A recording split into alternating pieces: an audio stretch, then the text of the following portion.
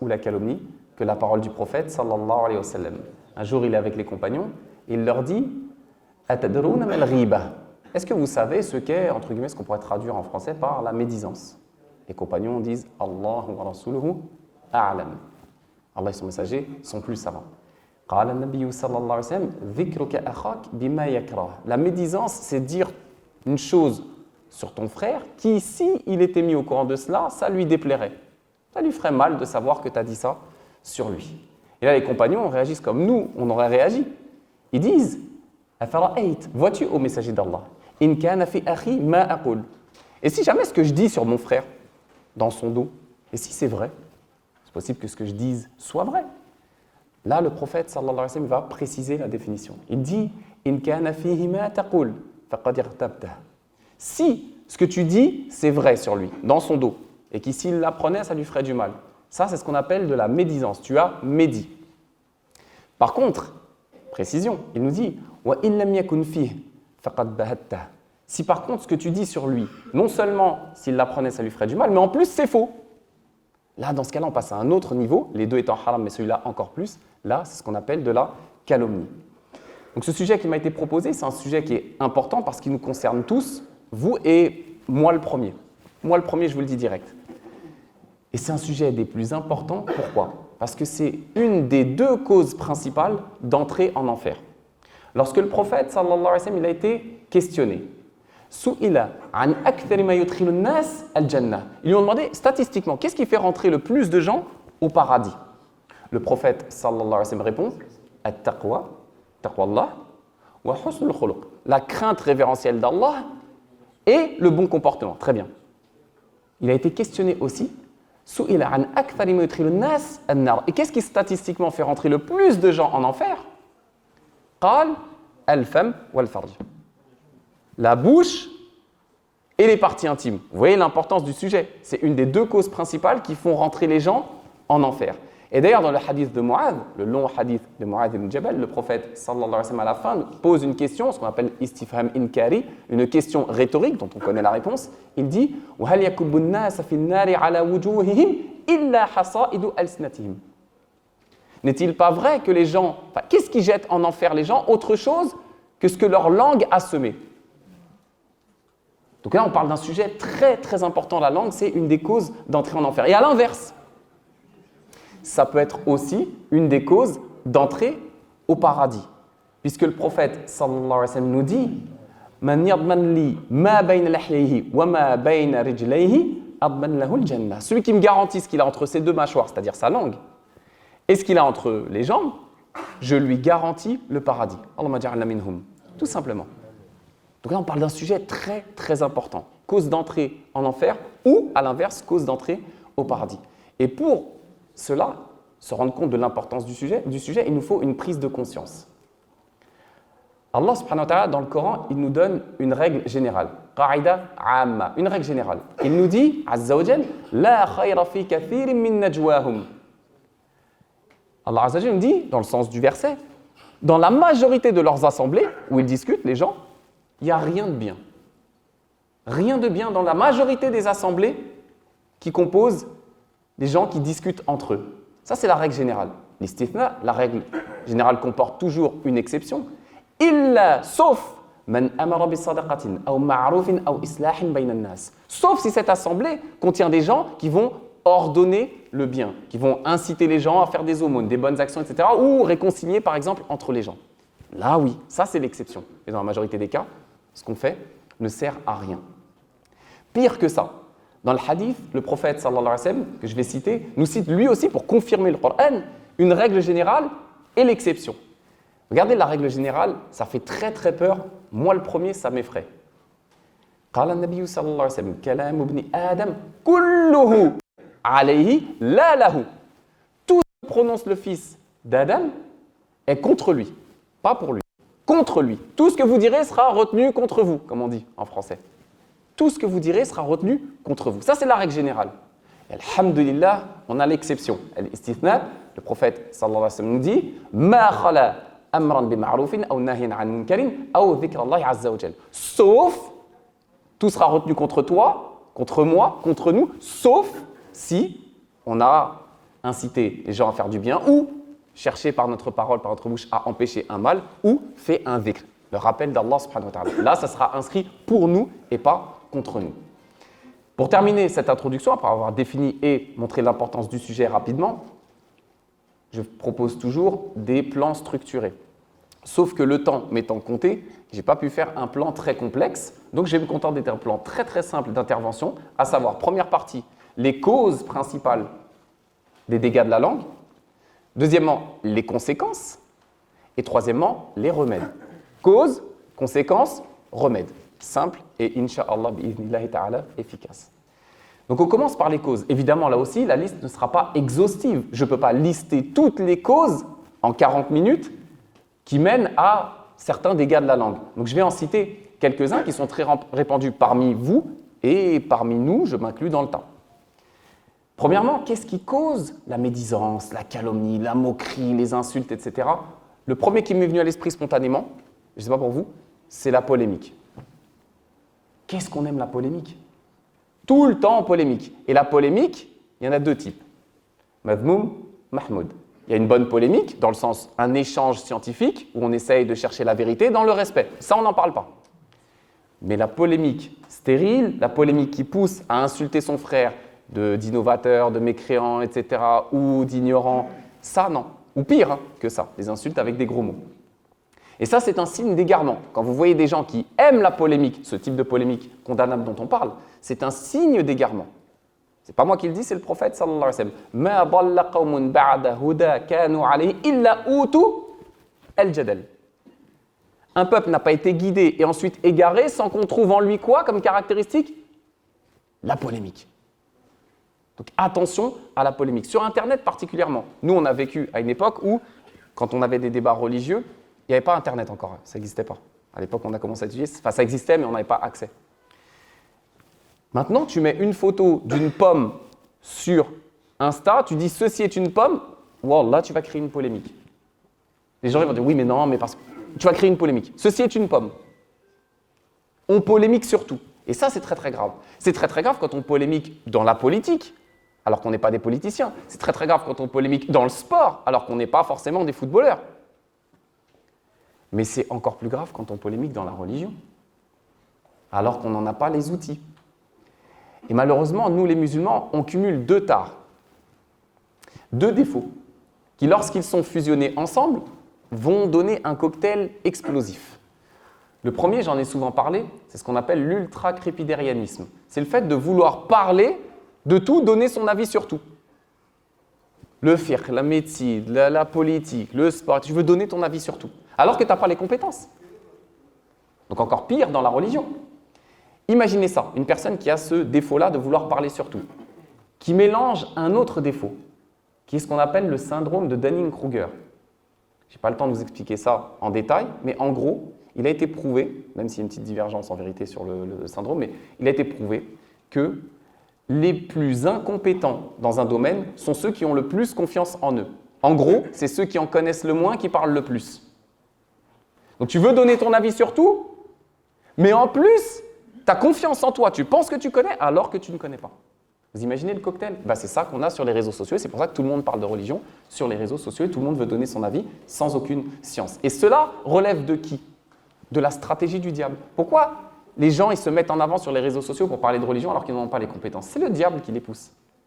Allah Azza wa Jalla nous dit « Wala tattabi'u khutuwati shaytan » Ne suivez pas les pas du diable, il est pour vous un ennemi déclaré. « Innahu lakum aduwwun mubin » Écoutez la suite. « Innama ya'murukum bis-su'i wal fahsha » Il ne vous ordonne que le mal et la turpitude. « Wa an taqulu 'ala Allahi ma la ta'lamun » Et il vous pousse à dire sur Allah ce que vous ne savez pas, parlez sans science. Mets-toi sur les réseaux, tu vas avoir des followers, etc. Même si tu n'as pas de science, ce n'est pas grave. Les gens ils vont te suivre. Donc ça, c'est un gros problème. Et rappelez-vous que quand on parle de dégâts de la langue, et je vais le prouver un petit peu plus tard, ça inclut aussi les gestes.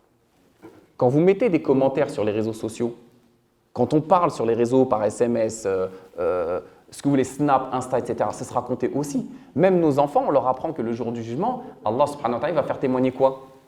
Nos mains. Tous les commentaires que tu as mis, la médisance, la calomnie que tu as fait sur les réseaux sociaux, qu'on a fait sur les réseaux sociaux, nos mains vont témoigner contre nous. اليوم نختم على أفواههم وتكلمنا أيديهم وتشهد أرجلهم بما كانوا يكسبون. Comme Allah Azza wa Jalla nous confirme dans le Coran, nos mains et même nos pieds vont témoigner de ce qu'on a fait sur terre le jour du jugement. Deuxième cause qui nous pousse à aller très très loin avec notre langue, la asabiyya. Je sais c'est un sujet touchy, mais il faut qu'on en parle. Le nationalisme, le tribalisme, l'esprit tribal. On ne parle pas ici d'être fier de sa culture. On ne parle pas de ça. Ça, c'est une très bonne chose. Moi-même, je l'encourage. Ce n'est pas ça le problème. On parle de nationalisme, de se vanter de ses origines en rabaissant les autres. Pas se contenter d'être fier de sa culture d'origine. Non. On parle de rabaisser les autres et se croire supérieur par son origine. Et ça, sur les réseaux sociaux, vous voyez, on ne va pas citer de pays, on n'est pas là pour ça, mais vous voyez très bien comment ça s'affronte sur les réseaux sociaux, malheureusement, et parfois même dans les mosquées. Alors qu'un jour, le prophète, sallallahu alayhi wa sallam, était en expédition avec des compagnons, il y a eu, disons, une altercation entre un Ansar et un Muhajir, un Mécois et un Médinois. Réflexe tribal qu'on peut avoir nous aussi, malheureusement. Le Médinois va dire « Ya lil Ansar » « Oh les Ansar, venez m'aider ». Comme on dirait un jour, j'appelle les gars de mon quartier, il y a embrouille. « Ya lil Ansar » Les Ansar, venez m'aider les Médinois. Le Muhajir, le Mécois, qu'est-ce qu'il fait ? « Ya lil Muhajirin » « Oh les Muhajiroun, venez à moi parce que il y a une altercation. » Le prophète, sallallahu alayhi wa sallam, il entend ça. Ça fait des années qu'il lutte contre ça. Parmi les objectifs du prophète, sallallahu alayhi wa sallam, de son envoi, lutter contre ça. Allah Azza wa Jalla nous dit « c'est Allah qui a uni nos cœurs sur l'islam. C'est pas pour qu'on se divise après pour des histoires de Mécois ou je ne sais quoi. Le prophète, sallallahu alayhi wa sallam, entend ça, il nous dit « Ma balu da'wa al-jahiliya » Quelle est donc cette appellation de la jahiliya? Pourtant, c'est des appellations qui sont reconnues dans l'islam. Muhajir, Ansar. Mais utilisé dans ce contexte-là, non. Le prophète, sallallahu alayhi wa sallam, a qualifié ça d'appellation de la jahiliya, de l'époque anté-islamique. Et ils essayent de se justifier. Oui, mais parce qu'il y a eu une altercation, etc. Le prophète, sallallahu alayhi wa sallam, qu'est-ce qu'il dit? Il dit « Da'ouha fa innaha muntina » Délaissez ces choses-là, ces divisions, c'est une puanteur. Puanteur, a dit le prophète, sallallahu alayhi wa sallam. Vous connaissez tous le hadith, mais il faut qu'on le cite. Comment peut-on s'enorgueillir de son origine en rabaissant un autre alors que le prophète sallallahu alayhi wa sallam dit La fadla li arabiyyin ala ajami, wala li ajamiyyin ala arabi, wala li abyad ala aswad, wala aswad ala abyad. Le prophète sallallahu alayhi wa sallam nous dit il n'y a pas de mérite, un arabe n'est pas meilleur qu'un non-arabe, un non-arabe n'est pas meilleur qu'un arabe, un arabe n'est pas meilleur qu'un blanc, un blanc n'est pas meilleur qu'un noir, etc. On peut le tourner dans tous les sens. Illa bit taqwa, toujours la règle générale. Tu n'es pas meilleur qu'un autre par ton origine, sauf par la taqwa. Et le prophète, sallallahu alayhi wa sallam, nous rappelle An-nasu min Adam, on vient tous de la même origine en vérité, de Adam. Wa Adamu min turab. Et Adam, il a été créé à partir de terre. Donc ça ne sert à rien de t'enorgueillir de ton frère sur un autre, de t'enorgueillir ton origine sur ton frère, alors que tu as la même origine en vérité. Une autre cause, malheureusement, qui engendre beaucoup de dégâts de la langue, médisance, calomnie, insultes, etc., c'est le manque de pudeur et de adab. Le manque de pudeur. Vous savez, quand on parle de manque de pudeur, on imagine quoi? La première image qui vous vient à l'esprit, c'est une femme mal habillée. Pourquoi d'ailleurs une femme? Ça peut être un homme aussi mal habillé. La pudeur, c'est pour les deux. Quand on parle de pudeur, c'est ça qui nous vient à l'esprit. Alors que la pudeur, c'est aussi dans quoi? Dans la façon de s'exprimer, dans le comportement, avant tout. Avant l'apparence, c'est déjà dans le comportement. Le prophète, sallallahu alayhi wa sallam, nous dit Inna li kulli dinin khuluqan. Chaque religion, elle a sa caractéristique qui la définit. Wa khuluqul islam al-haya. Et la caractéristique qui définit l'islam, c'est la pudeur. Est-ce que vous pensez que c'est ce qu'on renvoie objectivement quand les gens ils parlent de nous? Malheureusement, non. Parce que quand vous êtes dans le bus, il y a beaucoup sûrement ici parmi vous aussi, j'ai beaucoup d'amis qui sont chauffeurs de bus, c'est la catastrophe. Ils entendent des musulmans dans le bus qui insultent, qui manquent de respect, etc. Ça, c'est un manque de pudeur. Le musulman ne peut pas être comme ça. Le prophète sallallahu alayhi wa sallam nous dit Ma shay'un athqalu fi mizan al-mu'min yawm al-qiyamati min khuluqin hasan. Ce qui pèse le plus le jour du jugement, on le sait, c'est le comportement. Fa inna Allah ta'ala la yubridu al-fahish al-badhi. Et Allah déteste toute personne au parler impudique et vulgaire. Qu'Allah nous en préserve. Il faut qu'on apprenne à laver nos langues de ces saletés que sont les insultes et en général les mauvaises choses qui sortent de notre bouche. Parce que ça va nous coûter très cher, comme on va le voir dans l'au-delà. Vous savez, parfois, un papa et une maman ont bien élevé leur enfant. Ils parlent bien à la maison, donc l'enfant prend exemple et il parle bien. Mais des fois, ça vient de l'extérieur. Pas toujours, mais des fois, ça vient de l'extérieur. Le mot scientifique, ce qu'on appelle le mimétisme inconscient, ou on appelle ça aussi l'apprentissage vicariant.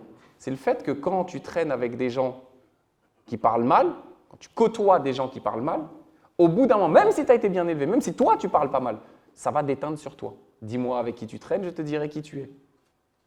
Ça, c'est un gros problème. Le prophète, sallallahu alayhi wa sallam, il nous donne une métaphore qui est incroyable lorsqu'il nous dit les bonnes assemblées et les mauvaises assemblées, les gens bien que tu fréquentes et les gens mauvais, c'est l'image de comme un vendeur de parfum ou un forgeron.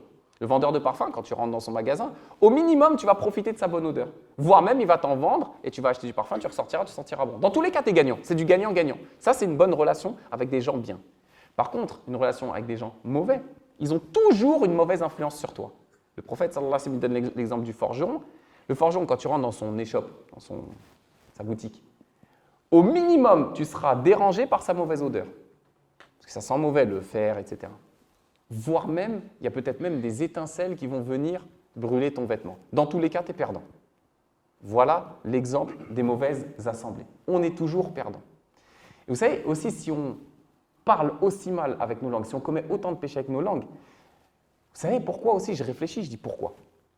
Ben, je vais vous dire une idée que j'ai eue. C'est parce qu'on a le temps. On a le temps. Moi, je ne comprendrai jamais le phénomène des haters. Les gens qui vont sur les réseaux sociaux et qui vont mettre des commentaires sur les vidéos des gens, etc. Oui, nanana, etc. Lui, ceci, lui, cela. Simplement, sans animosité. Ces gens-là, je leur pose la question, mais comment trouvez-vous le temps de faire ça? Il y a une vidéo qui sort, 10 minutes après, il y a 50 commentaires. Pourquoi vous avez le temps de faire ça? L'imam Shafi'i, il a dit ton âme là, si tu ne l'occupes pas dans le bien, t'inquiète pas qu'elle va se charger de t'occuper dans le mal. Donc, au lieu de passer du temps à commenter des vidéos à tout va, utilise ce temps dans le bien.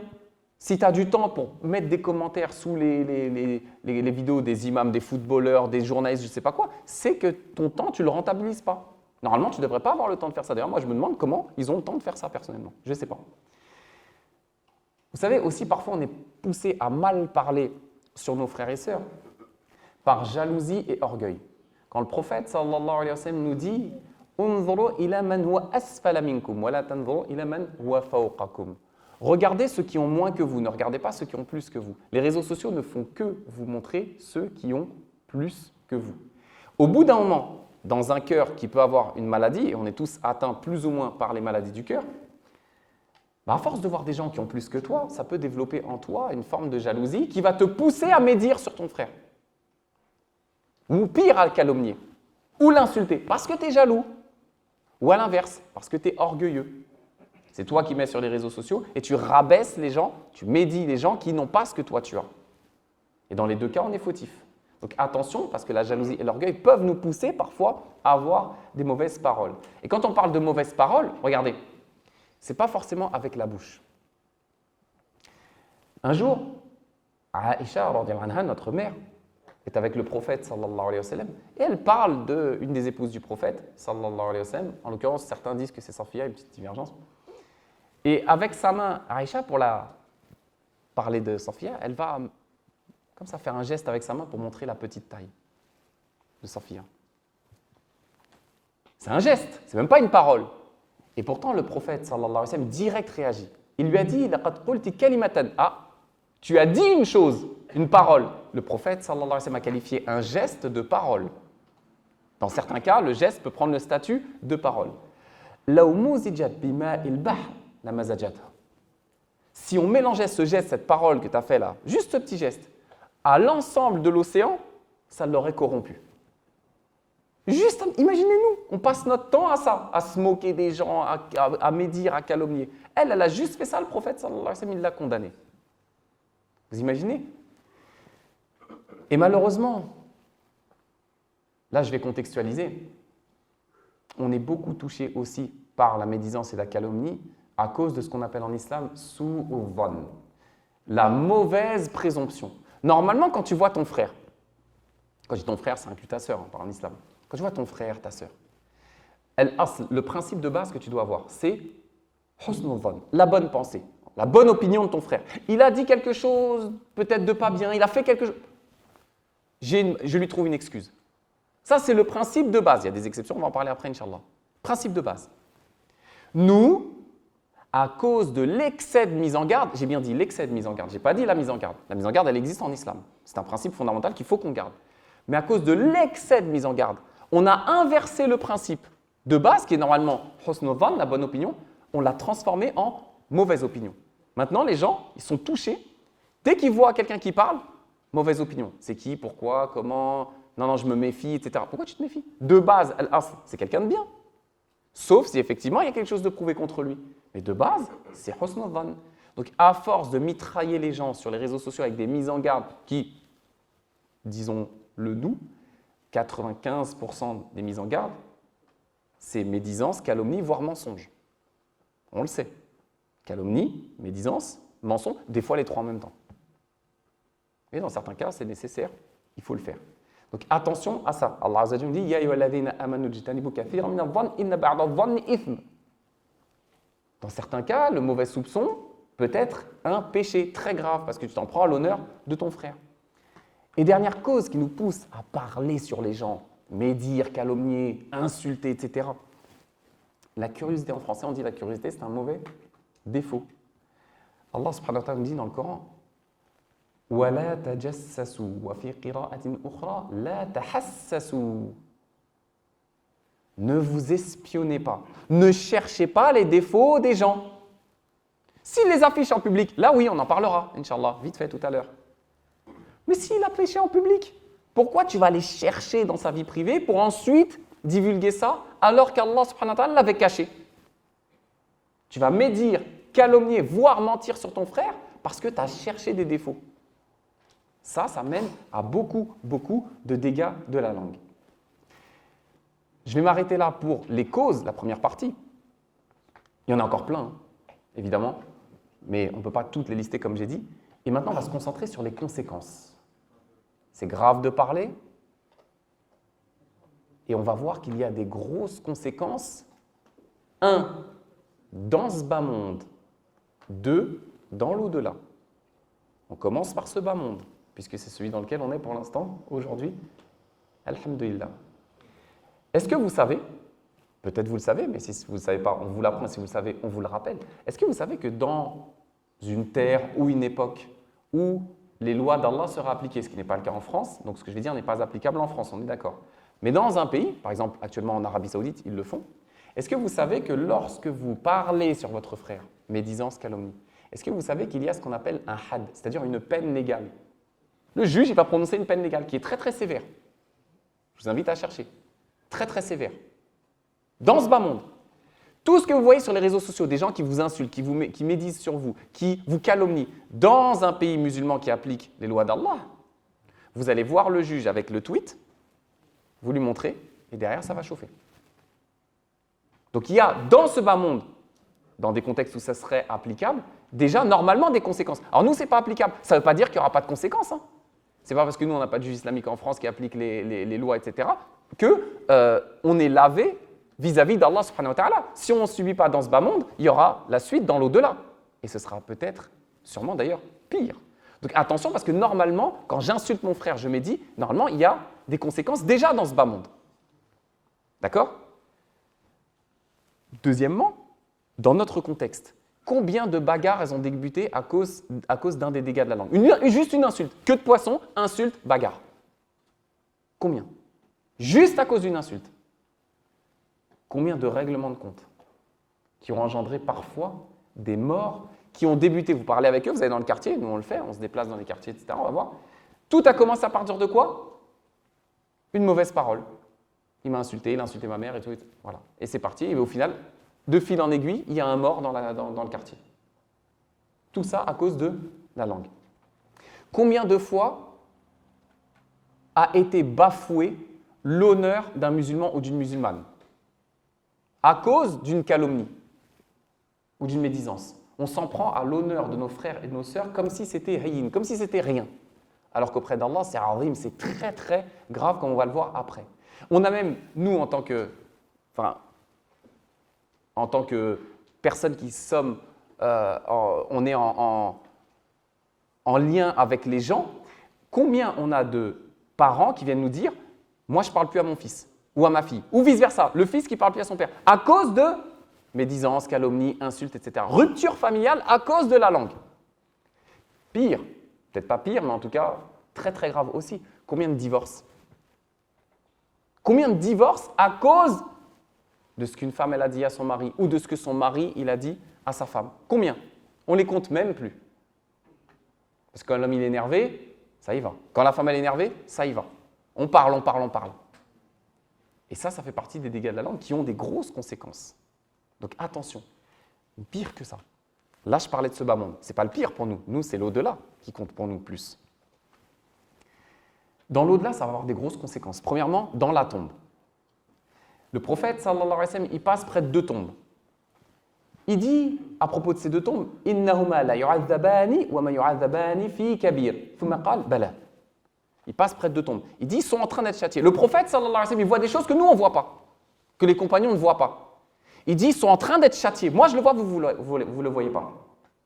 Et ils ne sont pas châtiés pour grand-chose. Hein. Ah si, il se reprend le prophète, sallallahu alayhi wa sallam, ils sont châtiés pour quelque chose de grave, en fait.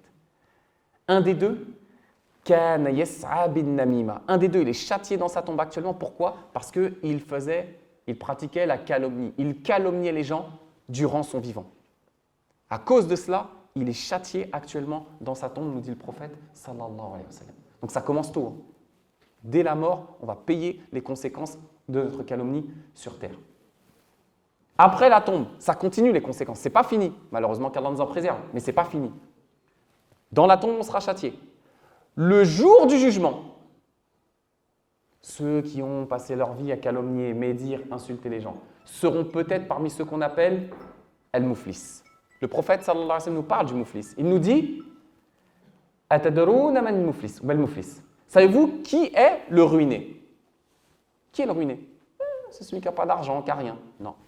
Le prophète sallallahu alayhi wa sallam dit « Inna al-muflis min ummati ma ya'ti yawm al-qiyamah bi salatin wa siyamin wa zakatin » Non, non, le ruiné, c'est celui qui vient le jour du jugement avec, dans une version, des montagnes de hasanat. C'est-à-dire qu'elles ont été acceptées. Hein. Des montagnes de hasanat le jour du jugement, à présenter devant Allah subhanahu wa ta'ala. Et pourtant, à côté de ça, وَقَدْ شَتَمَ هَذَا وَقَذَفَ هَذَا وَأَكَلَ مَلَ هَذَا وَسَفَكَ دَمَ هَذَا وَضَرَبَ هَذَا. Sur terre, qu'est-ce qu'il faisait? Il a insulté des gens.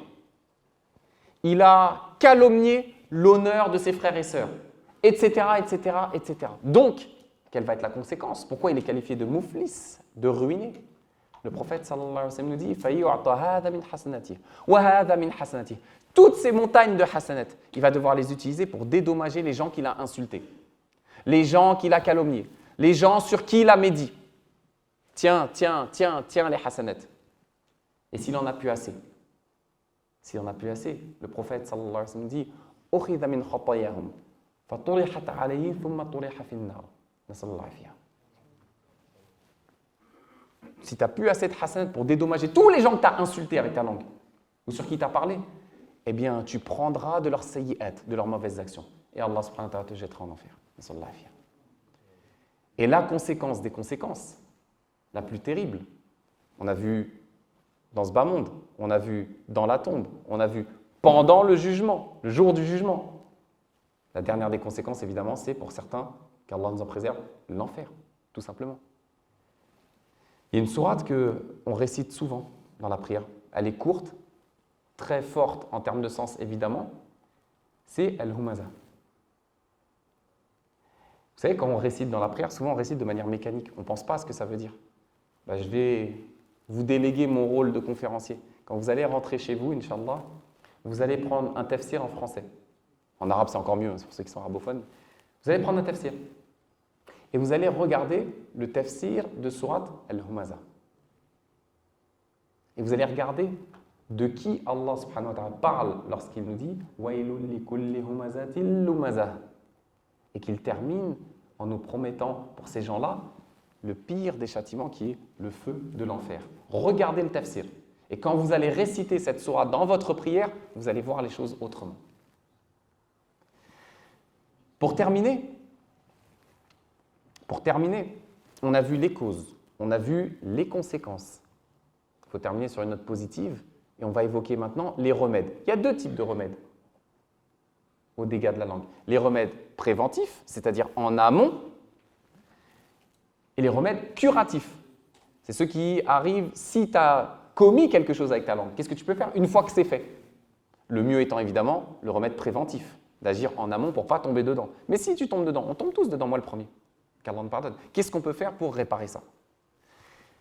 Dans les remèdes préventifs, le premier, et je vous garantis, et je me le garantis à moi déjà en premier, que si on appliquait juste ça, j'ai même pas besoin de faire de conférence. J'ai même pas besoin de vous parler. Le premier des remèdes préventifs, c'est apprendre à se taire. Le prophète sallallahu alayhi wa sallam, vous connaissez tous le hadith. Man kana yu'minu billahi wal yawmil akhir falyaqul khayran aw liyasmut. J'arrête. J'aurais pu juste venir vous citer le hadith et salam alaykoum. Ça, c'est le miracle du prophète sallallahu alayhi wa sallam. En des phrases très courtes, il dit des choses très profondes. Celui qui croit en Allah et au jour du jugement dernier. C'est votre cas, c'est mon cas? Oui, alhamdulillah. Qu'ils disent du bien ou qu'ils se taisent. Khalas. Qu'ils disent du bien ou qu'ils se taisent. Tournez 7 fois sa langue dans sa bouche, comme on dit en français. Avant de parler, tourne 7 fois ta langue dans ta bouche. Pèse la parole. C'est du bien? Oui, dis-le. Il y a une manfa'a, il y a quelque chose d'utile à cette parole-là? Oui, dis-le. Bismillah. Si c'est futile ou pire, interdit, ferme ta bouche. Point. Et je vous le dis, mais en vérité, je me vise moi le premier. Deuxième remède préventif, se rappeler qu'avant de sortir cette parole-là de ta bouche, sale qui va sortir de la mienne ou de la tienne, rappelle-toi qu'Allah Azza wa Jal, il a assigné des anges qui sont là tout le temps. Tout le temps. Ils ne dorment pas. Ils ne prennent pas de pause. C'est pire que ton historique Google. Hein. Ils connaissent tout sur tout et ils notent tout. Allah subhanahu wa ta'ala nous dit Ma yalfidhu min qawlin illa ladayhi raqibun atid. Il ne prononce pas, l'être humain, il ne prononce pas une parole sans qu'il y ait un ange scribe prêt à l'inscrire de suite. Donc rappelons-nous qu'à chaque fois qu'on va parler, sortir un mot de notre bouche, il y a qui? Un ange qui va le noter. Et tu ne peux pas cliquer, clic droit, supprimer. Tu ne peux pas. Une autre cause, alors celle-ci elle est pragmatique. Une autre cause, pardon, un autre remède préventif, c'est éviter soi-même, on se connaît, vous vous connaissez, je me connais, évitons de nous mettre nous-mêmes, je vais m'adresser à moi en premier parce que moi, on est tous concernés encore une fois, mais il faut qu'on évite de se mettre dans des situations dans lesquelles on sait que ça peut mener à un des dégâts de la langue. Je vous donne des exemples concrets. Tu aimes le foot, mais tu sais très bien, tu te connais, tu sais très bien que si tu joues au foot, le premier tacle que tu vas manger, tu vas insulter les mères de tout le monde. Arrête le foot. Va pas au foot. Fais du golf, fais du ping-pong, fais autre chose. Va pas faire du foot. Tu sais que si tu joues à FIFA en réseau, tu sais que dès que tu vas manger un but ou que tu vas perdre un match en réseau, dans le Bluetooth, tu vas insulter les mamans de tout le monde. Éteins ta console. Va lire un livre, fais autre chose. Éloigne-toi des choses qui vont te mener à mal parler sur les gens. Tu sais que si tu mets des commentaires sur Insta, etc., tu vas mal parler. Ferme Insta. Faites les causes en amont, tout simplement. Ensuite, comme j'ai dit tout à l'heure, un des remèdes préventifs les plus efficaces, les bonnes fréquentations. Évitez, fuyez les mauvaises fréquentations. Ceux qui parlent mal autour de vous, fuyez-les. Pourquoi? Parce qu'Allah, lorsqu'il nous parle dans le Coran des gens qui sont de mauvaise fréquentation, il nous dit « Innakum idham mithluhum ». Si vous continuez à fréquenter ces gens-là, vous allez devenir comme eux. Vous allez devenir comme eux. Est-ce que c'est notre but d'être comme ces gens-là dont on parle? Non. Donc éloignez-vous, fuyez. Comme Allah subhanahu wa ta'ala dit فَلَا تَقْعُدْ بَعْدَ الذِّكْرَ مَعَ الْقَوْمِ الظَّالِمِينَ. Si jamais ça t'échappe, ça arrive à tout le monde, et tu te retrouves dans cette situation-là, une fois que tu te rappelles, tu prends conscience, qu'est-ce que je fais là?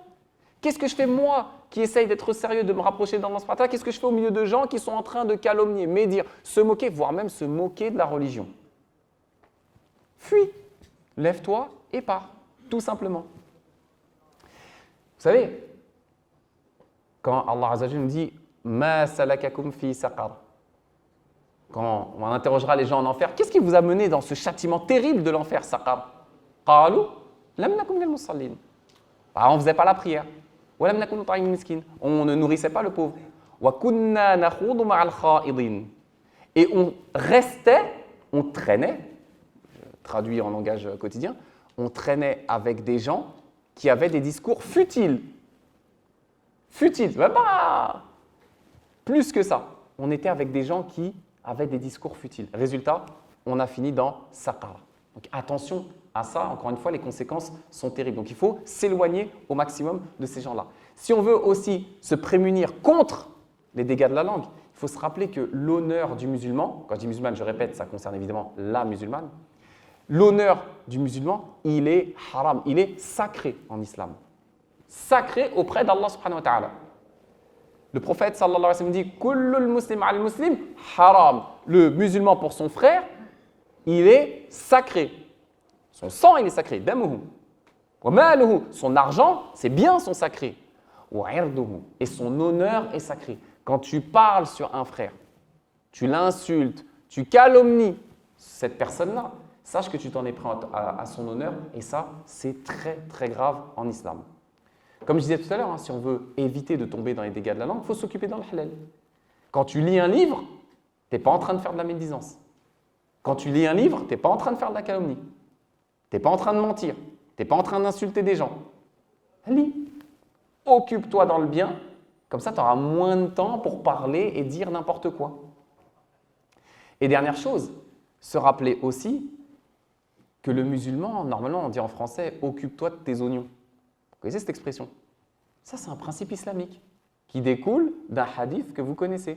Le prophète sallallahu alayhi wa sallam dit Min husni islamil mar'i tarkuhu ma la ya'ni. Parmi les bonnes caractéristiques du musulman, de son islamité, le fait que le musulman ne s'occupe pas de ce qu'il ne regarde pas. Pourquoi tu vas mettre ton nez là-dedans? Pourquoi tu vas parler avec un tel? Pourquoi tu vas parler sur un tel? Ce n'est pas tes affaires. Il faut se rappeler de ça.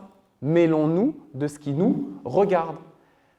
Juste précise, une chose, elle est peut-être évidente pour ceux qui connaissent. Mais quand on parle de médisance qui est interdite, c'est le statut de base. Comme je l'ai dit au début, toute règle générale comporte des exceptions. Je vous invite à revenir à ce que Nawawi a dit sur le sujet. Il y a plusieurs cas où la médisance est autorisée. Mais de base, c'est interdit, haram. Mais il y a des cas où c'est autorisé. Demande de fatwa, par exemple. Jugement, tu es devant le juge. Il te pose des questions sur une personne, etc. Dans le cadre d'un mariage. Ou, il y en a plein. Ou quelqu'un qui affiche ses péchés en public. Là, c'est plus de la médisance. C'est plus de la médisance. Si lui-même, il affiche ses péchés en public, si moi, je parle sur lui pour mettre les gens en garde, attention, ça, c'est pas bien ce qu'il est en train de faire, on ne peut pas me dire, mais c'est de la médisance ou c'est de la calomnie. Je suis désolé, ça fait partie des exceptions. Donc ça, il faut bien aussi le rentrer dans sa tête. Parce qu'à partir du moment où la personne expose en public ses péchés, moi, si je parle de ça, je ne suis pas concerné par la médisance ou la calomnie. Dernière partie, j'ai dit dans les remèdes préventifs, en amont, avant de tomber, pour éviter de tomber dans la calomnie, mais si on tombe dedans, enfin calomnie, médisance, insulte, mais si on tombe dedans, qu'est-ce qu'on fait? Première chose, ça doit être un réflexe qu'on a tous, l'istighfar, tawba. Demander pardon à Allah subhanahu wa ta'ala, parce qu'on a commis un grand péché. Revenir vers Allah azza wa jal. Deuxièmement, demander pardon à Allah, numéro 1.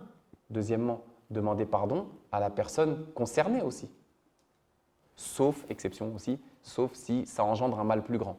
Si tu as insulté la mère de quelqu'un pendant qu'il n'était pas là et tu vas le voir pour t'excuser, ça peut mener à un mal plus grand, sauf s'il est très patient. Mais la règle, normalement, c'est qu'on doit aller s'excuser à la personne en question. J'ai mal parlé sur toi, les endroits où tu as mal parlé sur lui, tu l'évoques en bien. Donc, mentionner son frère sur qui on a médit, calomnié, etc., en bien. Là où on l'avait mentionné, en mal. Si on ne peut pas faire ça, parce que si on va voir la personne, ça va mener à un mal plus grand, ou peut-être on ne la reverra jamais. Tu as fait une queue de poisson à quelqu'un, enfin, quelqu'un t'a fait une queue de poisson sur la route, tu baisses ta vie, tu l'insultes. Tu insultes sa mère. Tu ne le reverras jamais. Comment tu fais pour réparer ça? Parce que lui, le jour du jugement, il va venir. Il va venir le jour du jugement. Ah, lui là, je l'ai croisé une fois dans ma vie, il a insulté ma mère. Ya Allah, je réclame justice. Tu fais comment? Comment tu fais? Donc là, c'est compliqué. On demande pardon pour lui, on l'évoque en bien si possible, si on le connaît, peut-être là on ne le reverra jamais. On peut faire aussi des sadaqat en son nom.